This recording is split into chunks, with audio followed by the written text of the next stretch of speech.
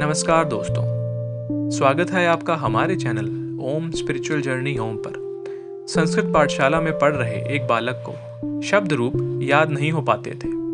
एक दिन जब आचार्य उसे दंडित कर रहे थे, तभी उसके दाएं हाथ की हथेली पर उनकी दृष्टि पड़ी। उन्होंने कहा, तुझे दंडित करना व्यर्थ है, क्योंकि तेरे हाथ में तो विद्या प्राप्त करने की रेखा ही नहीं है। उसने पूछा, कृपया मुझे बताएं कि हाथ में किस स्थान पर विधाता विद्या की रेखा बनाते हैं। आचार्य ने उसकी हथेली पर एक जगह उंगली रख दी और छात्र को पढ़ाने में व्यस्त हो गए। पर वह बालक व्याकुल मन से बाहर चला गया। कुछ देर बाद जब वह पुनः कक्षा में लौटा तो उसके हाथ से खून बह रहा था। आचार्य ने चकित होकर पूछा, अरे, इतना रक्त क्यों बह रहा है?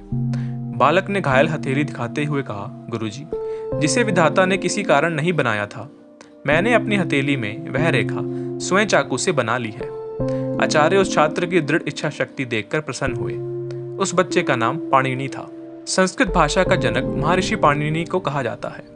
संस्कृत भाषा को व्याकरण सम्मत रूप देने में इनका तुलनीय योगदान है। महर्षि पाणिनि द्वारा लिखे गए व्याकरण ग्रंथ का नाम अष्टाध्यायी है। इसमें कुल 8 अध्याय और लगभग 4 सहस्त्र सूत्र हैं। माना जाता है कि महर्षि पाणिनि का समयकाल 460 से लेकर 520 ईसा पूर्व रहा होगा। इनका जन्म शालातुला में हुआ था, जो कि अब पेशावर के पास है। उस समय यह भारत के उत्तर पश्चिम गांधार जनपद का हिस्सा हुआ करता था। महर्षि पाणिनि के ही समय में ऋषि पतंजलि थे। महर्षि पाणिनि का संस्कृत व्याकरण 4 भागों में है: माहेश्वर सूत्र, स्वर शास्त्र, अष्टाध्यायी, शब्द विश्लेषण, धातुपाठ, धातुमूल, गणपाठ। महर्षि पाणिनि द्वारा लिखे संस्कृत के व्याकरण का अनुसरण कर ही दुनिया भर के अन्य भाषाओं का व्याकरण निर्मित हुआ।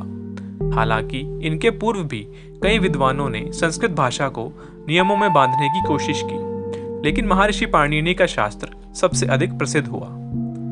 महर्षि पाणिनि द्वारा लिखा गया व्याकरण अष्टाध्यायी केवल व्याकरण ग्रंथ ही नहीं है, बल्कि इसमें तत्कालीन भारतीय समाज का संपूर्ण चित्रण भी मिलता है।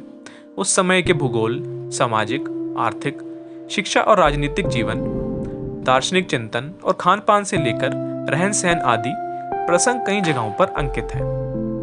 दोस्तों, आपको आज की वीडियो कैसी लगी हमें कमेंट करके अवश्य बताएं और चैनल को सब्सक्राइब करना ना भूलें। धन्यवाद।